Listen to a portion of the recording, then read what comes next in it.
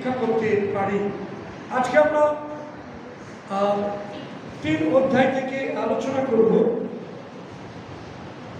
এবং গতদিন আমরা 2 অধ্যায় শেষ করেছিলাম এবং আমাদের যে পর্যন্ত আমরা আলোচনা করেছিলাম আমাদের 2 অধ্যায় শেষ পর্যন্ত। আর সেখানে আমরা দেখি যে যখন বিরোধীরা কোনো সময়তে আমাদের কাছে আসবে, কেননা আমরা জানি যে ভাক্তভাববাদী ভাক্ত শিক্ষক তাদের বিরোধিতা করতে আমাদের বলা হয়েছে, বাক্যে পরিষ্কারভাবে তার ইঙ্গিত রয়েছে। ওকে, কিন্তু এখানে একটা জায়গায় তিনি বলছেন যে যারা বিরোধী তারা তাদেরকে মৃদুতায়, তাদেরকে নিপুণ শিক্ষাদানে সহনশীলভাবে মৃদুভাবে প্রভুকে নিয়ে আসতে হবে, যেন তারা জীবনে নষ্ট হয়ে না যায়, কিন্তু জীবনার্থে যেন তারা ধৃত হয়ে চেতনা পেয়ে বাঁচতে পারে। ওকে, সুতরাং যারা একেবারে বিগড়ে গেছে তাদের কথা বলছি না, কিন্তু আমি বলছি যাদের সম্ভাবনা আছে, ঠিক আছে, তাদের ক্ষেত্রে বলছি যে তারা যদি বিরোধিতা করছে তাদেরকে আমরা অবশ্যই সবাই নয়, কিন্তু যারা ঈশ্বরের বাক্য জানে, ঈশ্বরের বাক্যের গভীরতা এবং ধার যাদের জীবনে রয়েছে, তারাই কেবলমাত্র এই বিরোধীদের মৃদুভাবে সহনশীলভাবে তাদেরকে নিপুণ শিক্ষাদানে প্রভুতে ফিরিয়ে নিয়ে আসতে পারে। এছাড়া কিন্তু যারা দুর্বল তারা যদি এটা করতে চায় তারা কিন্তু পারবে না। সেজন্য আমি দুর্বলদের বলছি না যে বিরোধীদের গিয়ে চেতনা দাও, শিক্ষা দিয়ে নিয়ে এসো, না, উল্টে তারা আপনাকে বিরূপ শিক্ষা দিয়ে বিভ্রান্ত করবে। সেই জন্য যারা বাক্যে স্থির রয়েছে, বাক্যে সমৃদ্ধ রয়েছে, তাদেরকেই আমি বলি যে তারা এই বাক্য অনুযায়ী তারা মৃদুতায় নিপুণ শিক্ষাদানে সেই সমস্ত বিরোধীদের পরাস্ত করে প্রভুর নিমিত্তে তারা যেন চুপ করতে পারে। প্রভু আশীর্বাদ করুন। আসুন আজকে আমরা 2 তিমথেয় তার 3 অধ্যায়ে আমরা প্রবেশ করি, কেননা এই 3 অধ্যায় যেখানে শেষকালে ঈশ্বরের মহিমা বিহীনতা বিষয়তে বিশেষভাবে আমরা দেখতে পাই।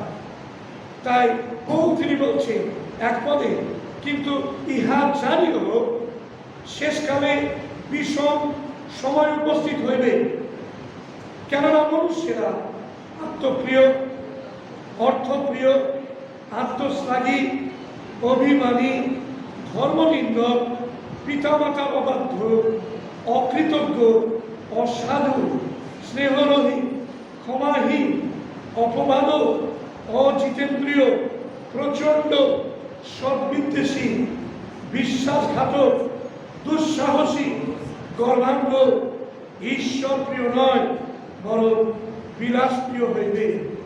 ওকে, আমরা আসুন এই পর্যন্ত রাখি আর আমরা আলোচনার মধ্যে প্রবেশ করি। তিমথেয়কে বললেন শেষকাল বিষম সময় উপস্থিত হবে, শেষকালে বিষম সময় উপস্থিত হবে। শেষকাল বলতে কোন সময়কে বুঝিয়েছে? শেষকাল বলতে কোন সময়কে বুঝিয়েছে? আমার বাঁ দিকে যারা রয়েছে তাদের মধ্যে থেকে কেউ বলতে পারেন শেষকাল বলতে কোন সময়কে বুঝিয়েছে? প্রভু যিশুর দ্বিতীয় আগমন। ওকে ওকে, আমার ডান দিকে দ্বিতীয় আগমনের আগে। ওকে, সো এটা শুরুটা কবে এবং দ্বিতীয় আগমন পর্যন্ত বা পুনরাগমন পর্যন্ত, কিন্তু কবে থেকে শুরু হচ্ছে? প্রথম শতাব্দী থেকে এটা সূত্রপাত। ওকে, এবং সেটা প্রভুর পুনরাগমন পর্যন্ত এই সময়টাকে বলা হচ্ছে শেষকাল।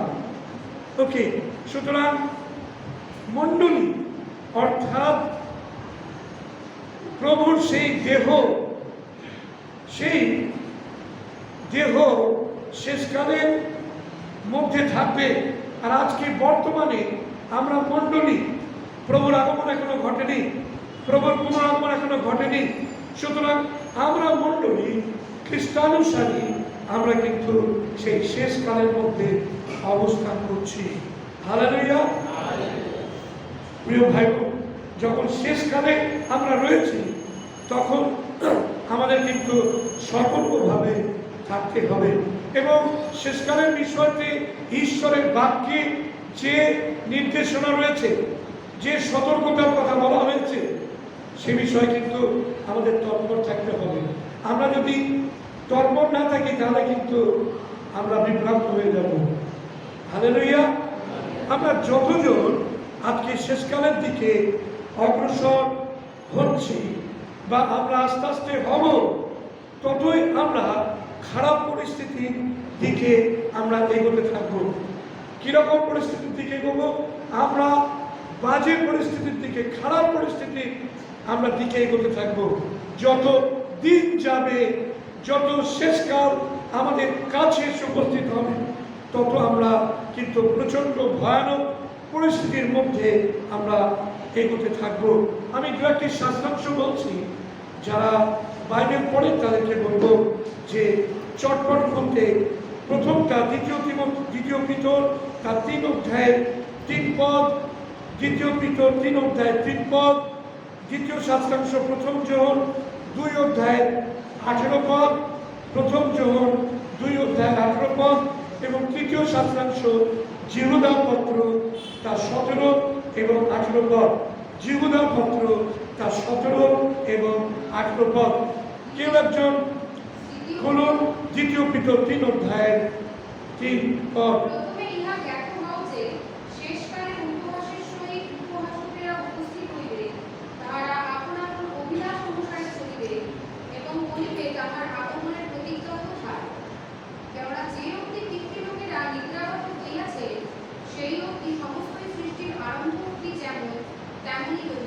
হ্যাঁ, এখানে দেখুন ঈশ্বরের বাক্য পরিষ্কারভাবে বলছে, শেষকালে উপহাসের সহিত উপহাসকেরা উপস্থিত হইবে। বর্তমানে যে শেষকালে আমরা আছি, অবস্থান করছি, দেখুন উপহাস করছে উপহাসকেরা। এবং তারা কিভাবে উপহাসটা করছে? তারা ঈশ্বরের বাক্যকে উপহাস করছে এবং ঈশ্বরের বাক্যের বিরুদ্ধে গিয়ে তারা উপহাসক হয়ে গেছে। যে তাদেরকে যখন দেখছে লোকেরা, তখন সকলে অবাক হয়ে বলছে ঈশ্বরের বাক্য কি শিক্ষা দিচ্ছে আর তারা কিভাবে জীবন যাপন করছে। পালক 4টে 5টা এখানে সমস্ত ব্যান্ড বেঁধে ঘুরে বেড়াচ্ছে। পালক সে এমন ধরনের ড্রেস করছে যে ফিল্ম স্টাররা হার মেনে যাচ্ছে। প্রিয় ভাই বোন, এগুলো চার কিছুই নয়, উপহাসক। উপহাসের সঙ্গে ঈশ্বরের বাক্যকে পদতলে দলিত করবে। ঈশ্বরের বাক্যে পরিষ্কার ভাবে রয়েছে, আমরা সেই শেষকালের মধ্যে রয়েছি। প্রিয় ভাই বোন, আমরা যেন উপহাসকের দ্বারা উপহাস না করি, ঈশ্বরকে, তার বাক্যকে, যিশুকে এবং মণ্ডলীকে যেন আমরা উপহাসের পাত্র না করি। প্রিয় ভাই বোন, আপনার আমার অনেক দায়িত্ব রয়েছে। দ্বিতীয় শাস্ত্রাংশ কেউ একজন করুন, প্রথম যোহন 2 অধ্যায় 18 পদ।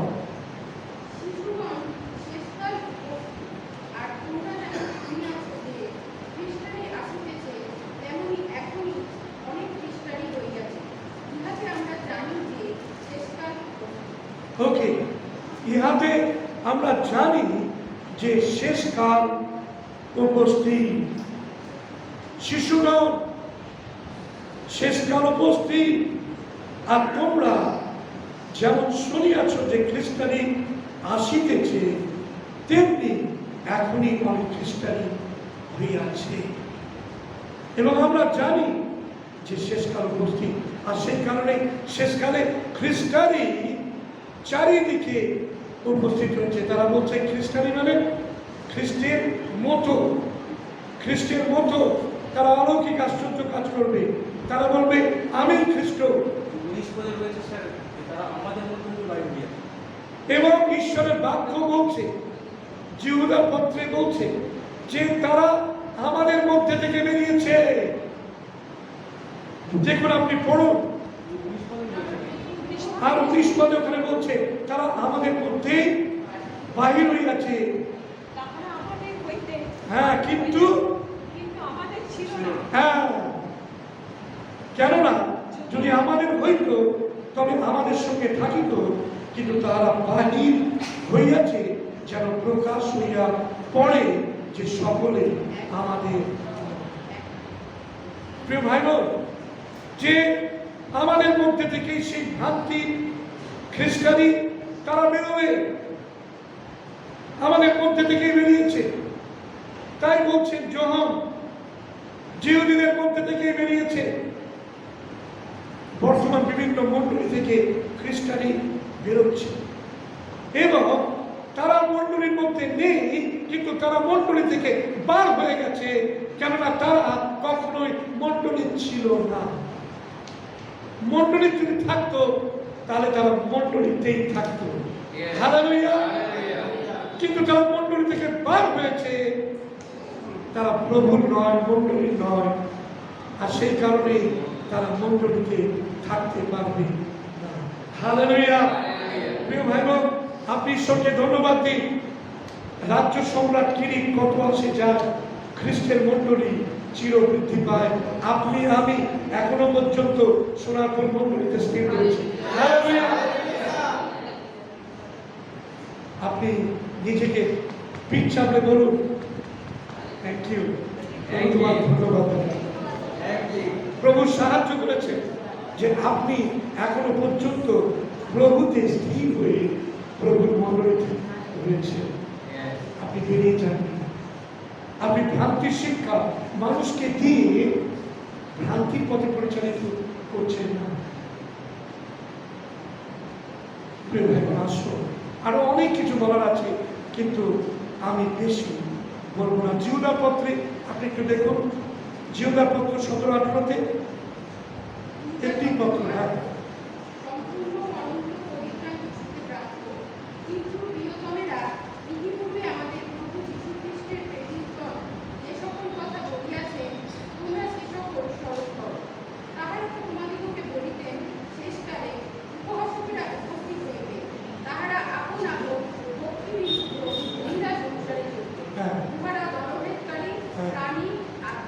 ওকে, থ্যাংক ইউ।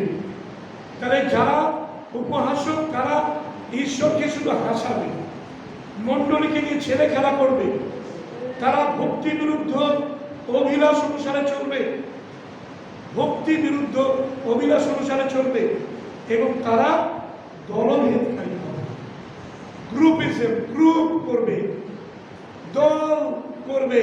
কিন্তু ঈশ্বরের মণ্ডলীতে একটাই দল থাকবে, খ্রিস্টের দল, যিশুর দল। খ্রিস্টেতে আমরা সবাই ভালো ভালো কথা বলব। আমাদের দ্বিতীয় কোনো দল সনাতন মণ্ডলীতে নেই। বিগত দিনে ছিল, দল ছিল, বিভিন্ন গোষ্ঠী ছিল, অমুকের দল তমুকের দল, আর সেই দলগুলো দেখুন আমাদের এখান থেকে ভাগ হয়ে গিয়ে আবার দুটো দল ভাগ হয়ে গেছে। তার মানে কি, দুটো দল ছিল অলরেডি, আবার এই দুটো দল থেকেও আরো দল রয়েছে, সেই দলগুলো সমস্ত ইতস্তত ভাগ হয়ে গেছে। মানে কতগুলো দল। প্রিয় ভাই বোন, আজকে আমরা একটি দল রয়েছি, আমরা খ্রিস্টের দল। হালেলুয়া। আমরা খ্রিস্ট যিশুতে অবস্থান করব, খ্রিস্ট যিশুর বাক্য অনুযায়ী চলব, প্রভুর নির্দেশিকা মেনে চলব, এছাড়া আর দ্বিতীয় কিছু আমরা জানি না। হালেলুয়া। এবং আমাদের অভিলাষ অনুসারে নয়, কিন্তু খ্রিস্টের আত্মা দ্বারা পরিচালিত হয়ে আমরা চলব। দলভেদ আমরা আনবো না। এবং যেটা বলছে আত্মাবিহীন, তারা দলভেদকারী এবং আত্মাবিহীন মানে পবিত্র আত্মাবিহীন। ঈশ্বরের আত্মা তাদের মধ্যে অবস্থান করছে না, তারাই দলভেদ করে। কিন্তু আমি আজকে জানাবো, সকলকে চ্যালেঞ্জ করব যে আপনি ঈশ্বরের আত্মায় পরিপূর্ণ হন ভাতৃগণ, ঈশ্বরের আত্মাতে পূর্ণ হন। হালেলুয়া। আমরা ঈশ্বরের বাক্য থেকে আমরা দেখছি, তাহলে আমরা দেখছি যে দুটো জিনিস আলোচনা করব এই জায়গায়। প্রথমটা হচ্ছে যে জগতে মন্দতা বৃদ্ধি পাবে এই শেষকালে। শেষকালে জগতে মন্দতা বৃদ্ধি পাবে এবং নৈতিকতার অবক্ষয় হবে, নৈতিকতা হ্রাস পাবে। তাহলে কি হবে? মন্দতা বৃদ্ধি পাবে জগতের মধ্যে। আমরা দেখি আশেপাশে কিভাবে মন্দতা বিরাজ করছে, কেননা শেষকালে মন্দতা বাড়বে জগতের মধ্যে। আর আপনি যদি জগৎকে ফলো করেন তাহলে কিন্তু আপনি সেই মন্দতার অনুসারী হয়ে চলবেন। তাই আমরা জগৎকে ফলো করবো না, কেন জগতের মধ্যে মন্দতা বৃদ্ধি পাবে এবং নৈতিকতার হ্রাস পাবে। অর্থাৎ মানুষ অনৈতিকতায় জীবনযাপন করবে। নৈতিকতাটা কি? নৈতিকতা কি জিনিস? নীতিগত দিক।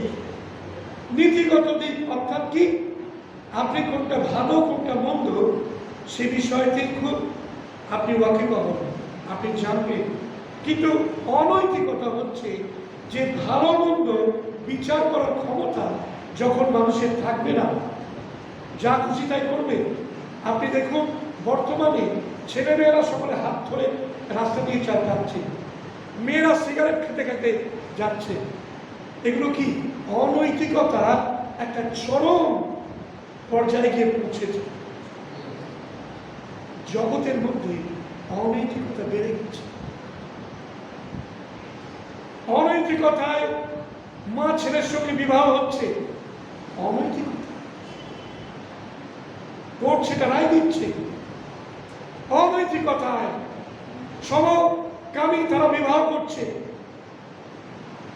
একই সেক্স ছেলে ছেলে মেয়ে মেয়ে তারা বিবাহ করছে। একই অনৈতিকতায় বিবাহ না করেও স্বামী স্ত্রীর মতো পরস্পর জীবনযাপন করছে, লিভ টুগেদার, লিভিং টুগেদার। এগুলো জগতের মধ্যে রয়েছে। এগুলো অনৈতিকতার চরম নিদর্শন আমি বললাম। প্রিয় ভাই বোন, আসুন যখন শেষকাল উপস্থিত হচ্ছে, আমরা আশেপাশে আমাদের অনৈতিকতাকে যে আমরা দেখতে পাচ্ছি, মন্দতা বৃদ্ধি পাচ্ছে। প্রিয় ভাই বোন, আপনি আমি যেন অনেক প্রভুর কাছে প্রার্থনা করি যে প্রভু তুমি এই অনৈতিকতার হাত থেকে, এই মন্দতার হাত থেকে আমাকে রক্ষা করো, আমার ভাই বোনদের রক্ষা করো, মণ্ডলীকে তুমি রক্ষা করো। আমরা কি প্রার্থনা করি এই বিষয় নিয়ে? আসুন, যদি না করে থাকি তাহলে আমরা আজকে সিদ্ধান্ত নিই যে প্রভু এই অনৈতিকতার বিরুদ্ধে আমরা প্রার্থনা করব এবং মণ্ডলীর মধ্যে নামধারী ভ্রান্ত খ্রিস্টান তাদের বৃদ্ধি পাবে। ভ্রান্ত খ্রিস্টান, নামধারী খ্রিস্টানদের সংখ্যা বাড়বে। এবং আরো একটা বিশেষ চিহ্ন শেষকালে দেখতে পাওয়া যাবে। সেটা কি? মধ্যে লিখিত সুসমাচার তার 24 অধ্যায় 11-12 পদে। মধ্যে লিখিত সুসমাচার তার 24 অধ্যায় 11-12 পদে। হ্যাঁ, একটু পড়ি।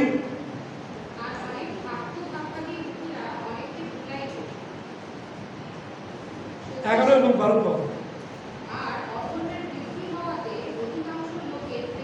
হ্যাঁ, ভক্তভাবাদী উদয় হইবে এবং প্রেম শিথিল হয়ে যাবে। ভক্তভাবাদীরা তারা কি করবে? ভ্রান্ত কথা, অ্যান্টি সমস্ত বিবলিক্যাল যে কথাবার্তা বলবে এবং বলে মানুষকে বিভ্রান্ত করবে। ফলে কি হবে? প্রেম, খ্রিস্টদের যে প্রেম মণ্ডলীর মধ্যে থাকা উচিত, সেই প্রেম শীতল হয়ে যাবে। সে আর অন্যকে ভালোবাসবে না, মণ্ডলীর ভাতৃগণকে ভালোবাসবে না, পরস্পরের প্রতি কোনো সহানুভূতি থাকবে না, হৃদয় কঠিন হয়ে যাবে।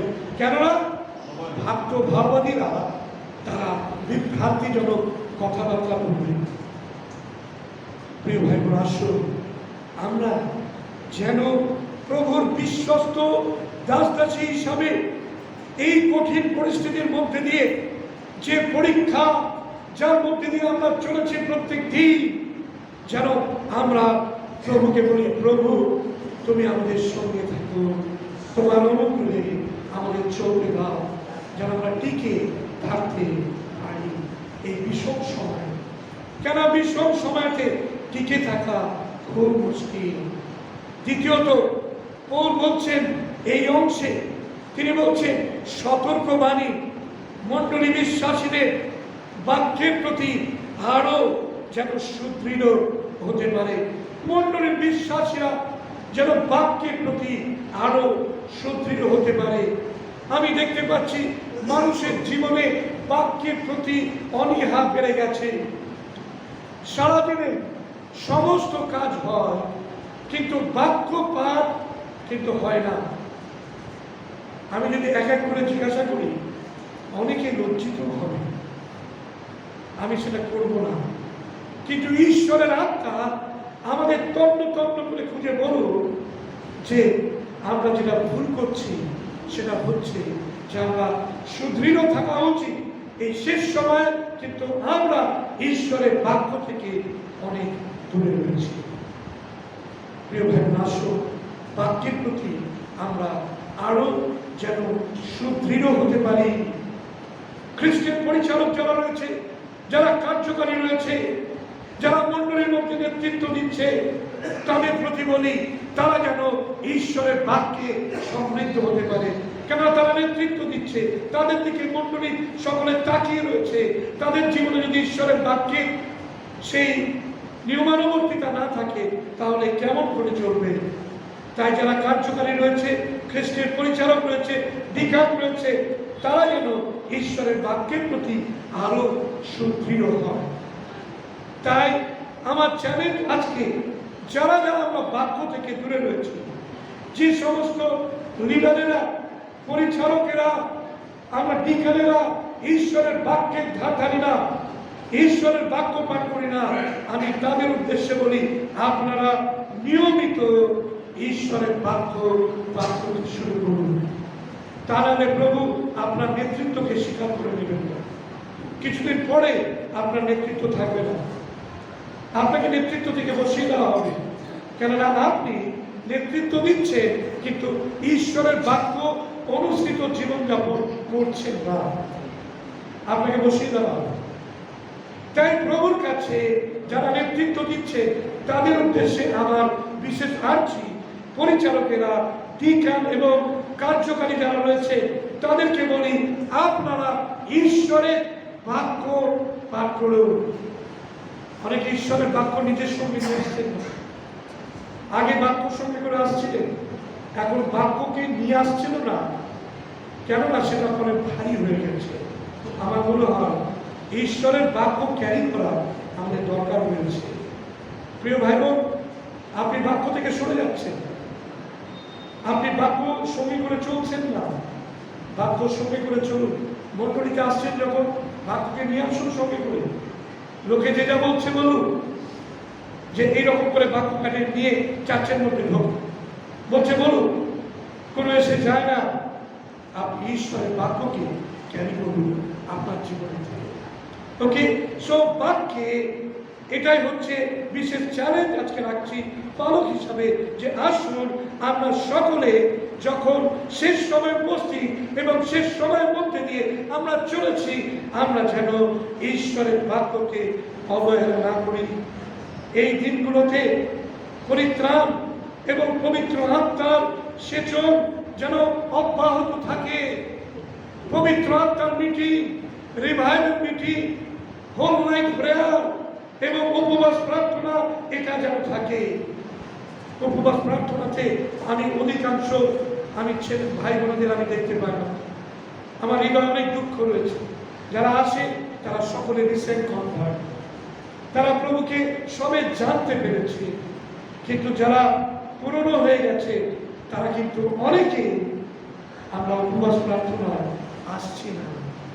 শেষ সময়ের মধ্যে অবস্থান করছি, প্রভুর শক্তির প্রয়োজন রয়েছে আত্মিকভাবে। শক্তি পাবো উপবাস প্রার্থনার মধ্যে, কিন্তু সেই উপবাস প্রার্থনাকে আমরা অবহেলা করছি। ঠিক আমাদের যে আমরা বিশ্বাসী বলছি, আমরা পুরনো বিশ্বাসী বলছি, কিন্তু আমরা প্রভুর সেই উপবাস প্রার্থনাকে অবহেলা করছি। প্রিয় ভাই বোন, আসুন আমরা উপবাস প্রার্থনায়, হোল নাইট প্রার্থনা, আমি গতকালই চ্যালেঞ্জ জানিয়েছি আমাদের সাউথ চব্বিশ পরগনার প্রত্যেকটি মণ্ডলীকে যে আমরা হোল নাইট প্রেয়ার করব, লিডারদের নিয়ে এবং পালকরা যারা থাকবে তারা সকলে মিলে আমরা উপবাস হোল নাইট প্রেয়ার করব। আসুন আমরা এই হোল নাইট প্রেয়ারে যেন সংযুক্ত হতে পারি। সোনারপুর মণ্ডলী ভাই বোনেরা, আসুন আমরা দীর্ঘদিন আমরা হোল নাইট প্রেয়ার করিনি, কিন্তু আমরা প্রভুর কাছে প্রার্থনা করি, আমরা হোল নাইট প্রেয়ারের ব্যবস্থা আমরা করছি। আমরা যেন হোল নাইট প্রেয়ারে উপবাস প্রার্থনায় মধ্যে দিয়ে আমরা যেন আমাদের পরিত্রাণ তাকে টিকিয়ে রাখি। পবিত্র আত্মার সেচন যেন আমাদের জীবনে থাকে। 3 দিনের যে মিটিং হবে ফ্যামিলি ক্যাম্প, সেই ক্যাম্পে আমরা 3 দিন সলিড বাক্য পাবো। আসুন আমরা এই 3 দিনকে ঈশ্বরের বাক্যের জন্য আমরা পৃথক করে রাখি। আত্মীয় স্বজনের বাড়ি চলে না যায়, আরো কয়েকদিন রয়েছে ছুটি, 6 তারিখ পর্যন্ত আপনি যাবেন কয়েকদিন আত্মীয় স্বজনের বাড়িতে কাটিয়ে আসবেন, কিন্তু 29, 30 এবং 1 তারিখ মণ্ডলীতে আমরা আসি এবং ফ্যামিলি ক্যাম্পে যোগদান করি। প্রিয় ভাই বোন, আসুন বিশ্বাসীদের বিশ্বাসেই আমাদের চলতে হবে, আমরা চলতে থাকব এবং যারা আমরা নতুন নিয়মে বিশ্বাস করি এবং আমাদের আচরণের প্রতি আমরা বিশ্বস্ত, যেন আরো বিশ্বস্ত থাকতে পারি। মণ্ডলীতে ধর্মভ্রষ্টতা, মণ্ডলীতে ভ্রান্তি আত্মা যেন আর না বাড়ে, কিন্তু ঈশ্বর যেন তার অনুগ্রহে আমাদের পরিবর্তন করে, তার শক্তিতে পূর্ণ করে, আত্মাকে তিনি ঢেলে দেন।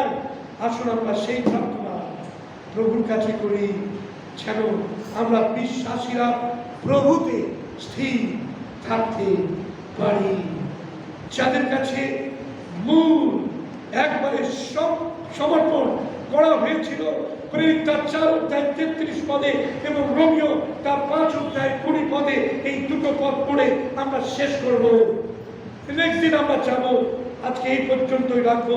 প্রেরিতের কার্য বিবরণী তার 4 অধ্যায় 33 পদ কেউ একজন খুলে পড়ুন।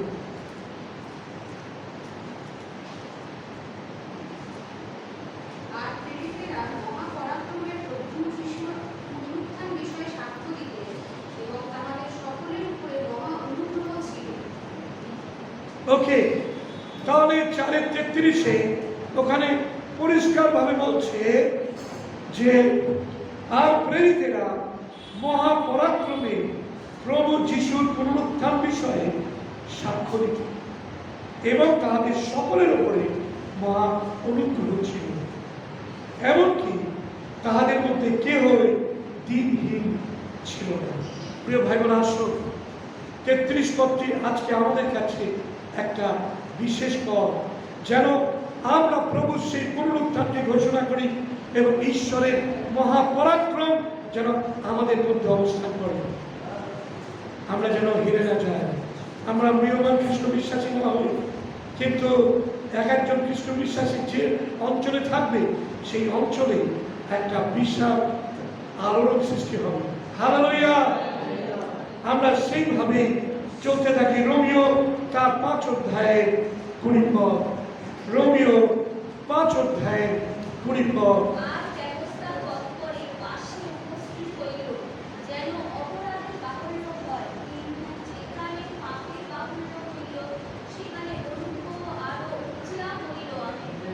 ওকে, যেখানে শেষকালে পাপের পরিমাণ বাড়বে আর সেখানে ঈশ্বর তার অনুগ্রহের আত্মায় আপনাকে আমাকে পরিপূর্ণ করবে।